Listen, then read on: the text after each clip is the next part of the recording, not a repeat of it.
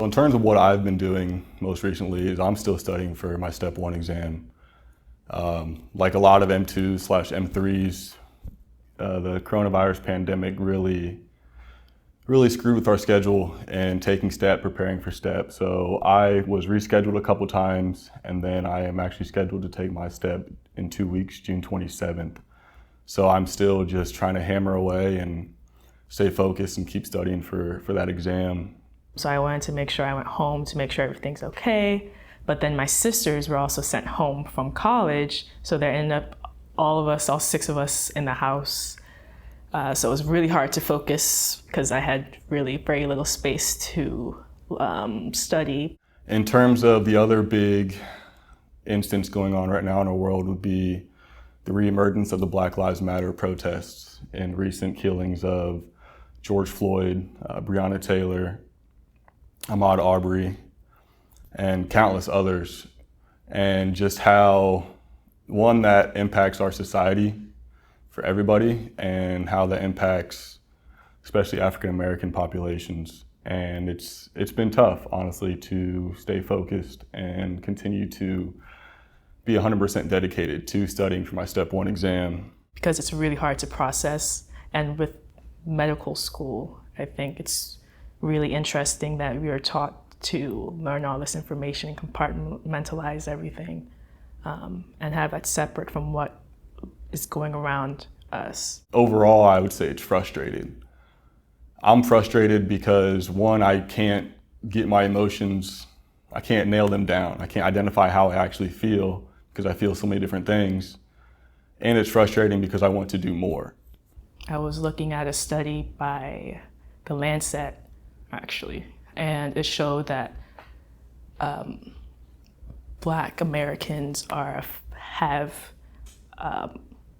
higher rates of mental health issues due to just the constant exposure of this compared to their white American counterparts, even if they weren't related to the person, or if they didn't see the whole entire, incident. And so I just took that week to just get my life together, or just to process everything that happened around. So when thinking about studying for STEP, while also understanding that there are civil unrest and police brutality protests, riots and looting going on all around the city around me, I'm conflicted. I'm frustrated because I want to do something with positive action, but I'm told that the best thing I can do is keep my head down and study. As physicians and trying to be a physician, trying to study for STEP, we kind of see all these social problems outside of the scope of what our job is. Like, I'm just supposed to check their blood pressure or make sure that their heart's beating okay and things like that. But we all know that there are so many different health disparities. So studying for your MCAT, they're told you no. They silence you. Study so you can become a physician and get into medical school. You get into medical school, 4 years later, again studying for a huge exam, and the same thing happens, and you get the same speech. And like I said, 95% of the time I agree with that. But I also feel that guilt coming in is, if I had done something 4 years ago, would we be in the same situation? Maybe, most likely. But we don't know because I was complicit in keeping my head down, staying focused on my studies, and getting into medical school. There is a reason why only 4 to 5% of doctors are Black, even though there's like 12% to 13% of the population. In like 1960s, my parents couldn't go to med school if they lived in Louisiana or North Carolina or a few other states. And trying to fix that issue, I think, is a hard issue, but I think it's an issue that if different heads came together, they could work towards creating longitudinal change. What if I'm wearing my white coat, walking home at night? Am I going to get pepper sprayed? Am I going to get arrested? Am I going to get something else? I don't think so. But it's in the back of my mind and the back of a lot of African Americans' minds. And honestly, it could be in the back of a lot of minds of every student.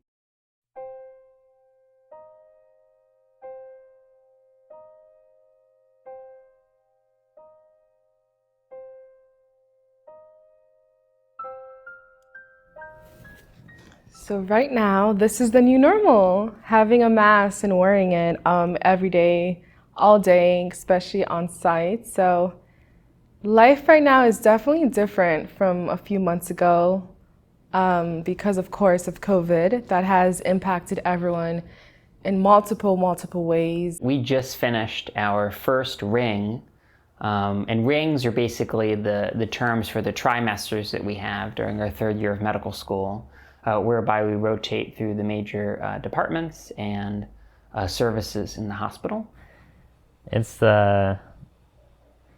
incredibly difficult to put into words just how different and how hard it is to be yourself during these times. Just like looking at the news every day and just feeling like physically not safe. My boyfriend is an emergency medicine resident, so he would like come back and have to like basically de-gown before coming home. I just didn't feel like I was in any sort of place where I should be or even could be studying. And it's just been very, very rough. It's been very anxiety-inducing because of how everybody else treats COVID.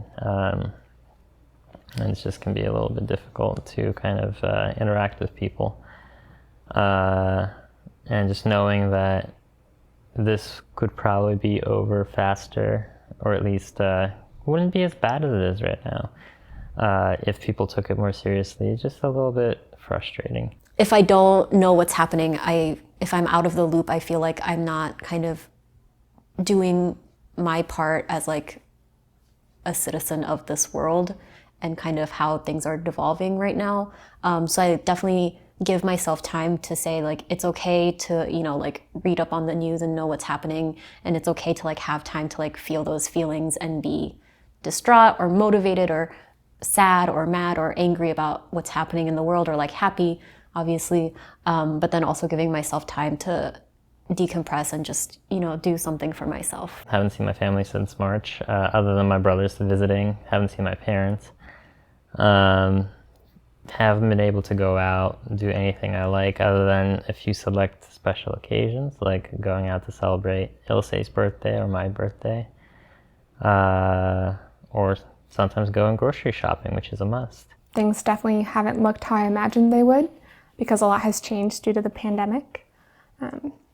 And I've also been going through a bit of a midlife crisis, trying to figure out what I want to do with the rest of my life.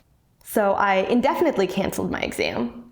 Figured I would reschedule it later, which I did, and I'm taking it now. And guys, it is so much better. Like, I actually feel like I can learn now. And it's crazy to think what just like the environment around you can do regarding how much you can retain, how much you can learn, and how you feel about yourself. So I just finished my first trimester, which consisted of internal medicine, neurology, and psychiatry. I thought about pediatrics still, of course, but also about going into family medicine and then specializing in women's health. And then I also thought about, well, I could also be an OB-GYN and do even more for women's health in that field. Yeah, it was rough, especially starting with surgery, because I would get home and have like a couple hours to study and, you know, shower, eat, do all the things that are required of like a human being. And so it was hard to like fit in studying. And then on top of that, we also had like resident didactics that we went to. So that ended up being twice a week. And that was like a full like chapter's worth of like reading that we were supposed to do and then that we would get quizzed on. So yeah, it was a fun and exciting time. So at first it was really overwhelming trying to study in person and like on rotations and then also come home and study for shelves. that was really a really hard transition for me because I'm one of those people who likes to like sit down and just study for like 8 hours and get it done. I'm not one of those people who likes to start and stop things. So trying to get used to studying on rotations while you're there and also trying to learn as much as you can and using those free 20 minutes downtime to do some flashcards and then coming home and then studying for like 2 or 3 hours a day was really, really hard transition at first. Now that I'm in a better place, I feel more confident in kind of like the world's ability somewhat to deal with things, and also just like my ability to study, to learn, to be safe. I feel like now I can study, I can see my scores are going up, things are better. And so really these past 6 months have just been very humbling. During my last ring, going through this like midlife crisis of what do I want to do? Is it pediatrics? Is it women's health? I got to see a little bit of women's health and family medicine, doing pap smears and talking about sexual health with my patients. And I loved that. Those are some of my best days on family medicine, which on the whole, I didn't love as much as I wanted to. So I felt like I could rule that out by the end of the ring. There was just a lot where I felt like I wasn't able to do enough for patients. There was one patient who had muscular dystrophy, young, and the patient's mom basically was expecting that the child was going to die sooner than the child was expected to die. And as a result, there was a lot of neglect involved in the whole case. I had a patient on my internal medicine ring who was 27, and she came in because she couldn't hear out of one ear. And long story short, I'll spare you the details, but we basically diagnosed her with like very terminal cancer, and it sucked. Like, I just sat in her room and cried with her, and I'd only known her for a couple of days, and it was hard. But I think that's kind of in a weird way the point. Like, how are we expected to be given the honor of being doctors and taking care of people if we can't like accept that it sucks and accept that things are hard? One of the physicians kind of really talked to us about caring not just for the child, but also for the mom, and having compassion for both, because we're not in that situation where we can understand how hard it is to care for a child with these disabilities. And that definitely stuck with me. Fast forward 2 weeks to, or I guess 3 to today. We had a week of shelves, a week off, and then I've just completed my first week on general surgery at Nationwide. And I'm so grateful I've been able to be there, because surgery with kids is a lot more fun than surgery with adults. I did my psychiatry rotation and I loved it. I started out on the psychosis floor because I intentionally did not want to do the depression floor yet, because I thought that was going to be really tough. So I set myself up with some excellent doctors who were going to be on psychosis. I had 3 days of that. It was so cool. And then one of the patients on Harding in the hospital got infected with COVID-19. So they shut the whole floor down for us. Being in the OR, being able to do something with my hands and know that even though like these surgeries are going to cause the patients like a little bit of pain as they recover, ultimately they're going to be better off in the long run. In my mind, it's kind of an amazing thing to be in this hospital, because it means that in your lowest of lows, you or someone, even if it was the police who found you, someone was able to bring you to a place where you are going to be taken care of. You are not going to be allowed to hurt yourself, and you are not going to be released until there's some sort of plan. There's something in place to help you. So now I'm back to, okay, well, do I want to have surgery as part of my career? Do I want to do OB-GYN maybe again? Because I do like surgeries, and I could handle being in charge of emergency C-sections and other like emergent surgical conditions that are related to women's health. So I feel confused all over again. I'm basically very thankful that we were still able to rotate in the hospital, getting to see a diverse group of patients, despite being in the COVID-19 pandemic. For a while there, I thought that they maybe would force some people to take a year off or do online-only rotations. So despite sort of all the red tape and additional restrictions and things like that that we're required to do as medical students in the COVID era, I feel as though we really have still gotten our money's worth, and we're still progressing with our training, and we'll graduate on time, which is something that I'm very happy about. A lot of the patients, I must say, like me. So it's also been nice just talking to patients and, getting to hear everyone's different stories and things like that. It definitely makes the days go by so much quicker. I think that being on rotation is so much better than studying. So I know I said earlier that like your first 2 years suck, but like your third and fourth year also are kind of rough, but in a different way. So I feel like I can actually be a doctor now, even though I don't know a lot of things, and I'm still mainly just helping and doing supportive things. With medical school, everything is like on this like comparison. Like you get your grades and then you see how everybody else did. And even if you did well, if other people in general did better than you, you're like, all right, well, what am I doing wrong? When trying to choose a medical specialty, not only do you have to enjoy the patient population that you're working with, but you have to kind of connect and get along with the other members of the team in internal medicine and sort of find your tribe a little bit, find people who have similar personalities to you. My mom was always like, comparison is a thief of joy. And I always would be like, all right, like you're just saying that. But really, it really is. So I would definitely say not to compare yourself and to like forgive yourself for your mistakes. Because no one's perfect. I certainly am not, at least. And we're all trying to just be the best physicians that we possibly can be. If there's ever a time to experience something hard and difficult and see if you can get through it, it's your third year. Because in your fourth year, you're dedicated to kind of becoming what you want to become. But in your third year, it's like there's no strings attached. Just do everything and see how much you enjoy and see how hard it is and if it's something you can do. If you're going to at least try to learn some medical students' names, I think it's also fair that you try to learn names that aren't Western or a little bit more difficult. And for me, it's not the saying of my name incorrectly. My issue is when people that I've worked with don't even try. Because it's kind of like dehumanizing.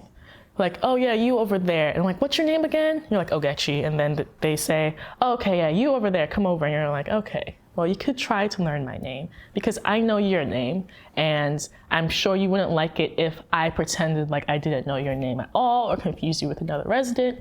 So that's one of my least favorite things. And it's like, if you can learn a name like Hannah or Brittany, you could at least try Ogechi. At least try it. I still feel like I don't really know how to study, but did I ever actually know how to study? It's the real question. I would say the biggest thing that helped me is actually Ilse. We quarantined together until we moved in together. Back in May, end of May, we've been living together and it's been awesome. It's just been definitely something that I would not know how I would be doing without her. Guys, I really like my boyfriend. I will spare you all the details, but it's been really good. I think that I'm at a place in my life where I want to get married to him, which is kind of cool. So we've gone like engagement ring shopping. I don't know why I'm telling you guys this, but it's been really exciting. I think that's also been kind of this back end of this pandemic. What's kind of been pushing me through has also just been like hanging on to the people that like you love so much and like take care of you and you can help take care of them. So we're like moving forward in a relationship and it's been just like, it's been nice.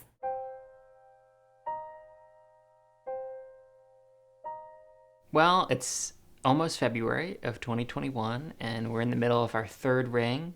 I'm doing surgery in OBGYN, which is arguably the hardest ring, and it kind of is a struggle that I've saved it for last, and I'm kind of going into a harder part of my training when I'm already a little bit fatigued and tired from the previous rotation. ACS, most people know, acute care surgery. You wake up, I'd be there like 4:30, so I would wake up at 4, roll out of bed, literally like run to my car, hope to God I wasn't going to be late at 4:30, and then be there till like 5 p.m. every day. I'm someone who really likes to think through things, and while I can think quickly on my feet, I would much rather have time to sit down, go through differential diagnosis, really think through the why behind what I'm doing, and I felt like I never had enough time to do that on my surgical and OB-GYN rotations. And surgery is very like laborious, like my back hurt every day, and I was just like, get me out of here.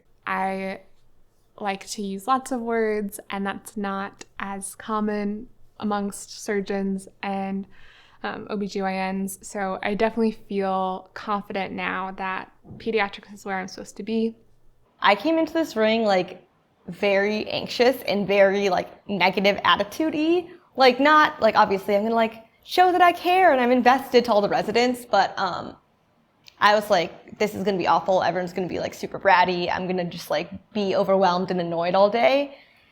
And it's not like that bad. I'll get through it, and it's nice to sort of have the end in sight and to be very close to finishing my third year, starting my fourth year, and actually being able to do rotations in my area of interest, which I'm thinking is probably going to be medicine pediatrics, the combined 4-year residency program. The way that I think of it is like to be a doctor at some point, I feel like every doctor should have at least watched a baby be born. So I did. I watched a C-section. There's a lot of amniotic fluid. Was not expecting that. Was not standing far away enough either. But I feel like I've been doing like the things that I'm not going to be doing ever again, like pap smears and pelvic exams and such, but that you kind of need to do in order to become a like full-fledged doctor.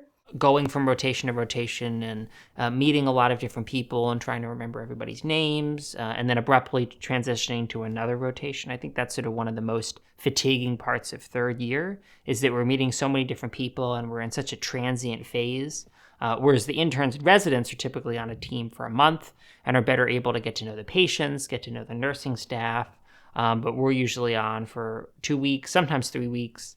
But often, especially in the last rotation I was in, like about 2 weeks on each service, and that was really tough. I got my first vaccine, a COVID vaccine, and it was like surreal. I was standing in line and I even teared up a little bit at like the sea. It was a lot of older people that were taking it, and I was even inspired, I guess, because of how willing and open they were to take this vaccine. When you kind of think about how we actually got to experience the world before COVID, or before the vaccine, when we saw the decimation that this virus had on the world, and now that everybody's getting, not everybody, but slowly, we're getting vaccinated and we'll kind of start coming out of this pandemic, to see that impact of this vaccine, I think that's the very first time that at least our generation got to experience it. To fully feel an impact of such a revolutionary kind of thing. I don't know if it's my connection, my emotional connection to science that makes me be like, oh yes, I totally want to take this vaccine because I want the world to go back to normal. It's definitely hard to meet people now. Well, it's hard to meet people at all, but with COVID, I think it's even harder to meet with people because, you know, on dating apps or community events or things like that, you're just way more sort of hesitant to meet up with somebody, and it's harder to communicate and chat, and just everybody's sort of more focusing inward on themselves and their immediate circle and their family, rather than sort of looking outward towards meeting, you know, potential relationships, potential friends, things like that. Quarantine was bearable, mostly because I quarantined with Dima. Scandalous. The lady that is off camera right now is one of the primary factors that's keeping me going. I think to have somebody there, to have somebody that awesome there, to kind of keep me sane, and to just to have a person that you love so much. I don't know if I have mentioned, but I have a dog and he has a cat. So that was one whole other problem about getting them to be together. They fight a lot and it has been very stressful. It hurts that we can't go out and have fun. I don't know, go to a bar or go dancing somewhere, but at the same time, I wouldn't have had it any other way. The amount of structure that we have in med school was just completely erased in grad school. Like I have no idea what I'm doing. I don't know what my goals are. I know what my goals are, but I don't know how to get there. I don't know what to study to get there. I can't really study to get there. It's more like throwing stuff in and hoping that the experiment works out. And as of today at 7 p.m., my experiments have not been working. So that's fun. I think everybody's research got stunted a little bit because of the pandemic. And I was still learning a lot, at least we're doing kind of my technique and doing working with what I had to do. I had to teach it to myself, basically, because it was so hard to kind of reach out and meet with people and talk about it and show them how things are on my end, and then get that kind of like constant feedback. It was very difficult, so I had to kind of I jumped into the deep end myself and had to kind of learn how to do all of that. But I think it's finally starting to pay off. Medical school has definitely been different than I thought it would be in terms of feeling. I thought it would be so easy in comparison to undergrad because there would not be any competition, and I would love studying the human body and that things would just come naturally, and that it wouldn't be quite as hard as it has been.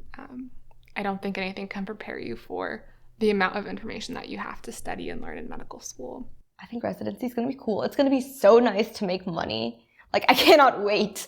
Like, not that like I'm in a position where I'm like have had a lot of financial hardships, but it's definitely going to be nice to say that I have like made money of my own. Like, I've worked jobs before, but not like a career. So I'm really looking forward to that as well.